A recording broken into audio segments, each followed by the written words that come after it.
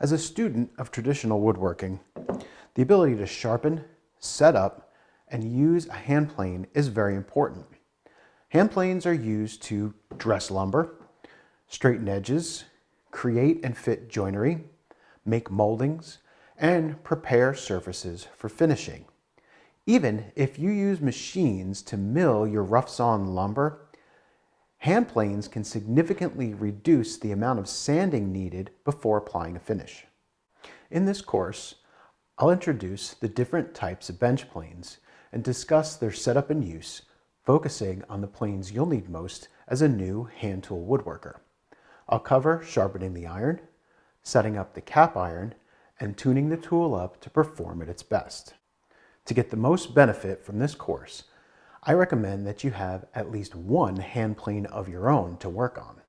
An 8 or 9-inch Stanley style smoothing plane or 14-inch jack plane are the sizes that I recommend.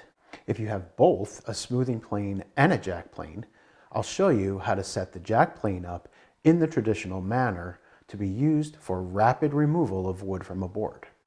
I don't recommend using a brand new premium plane like this one, at least for the tune-up portion of the course, because you won't have to do anything with it other than sharpening the iron. However, if you want to use one for the projects, that's just fine.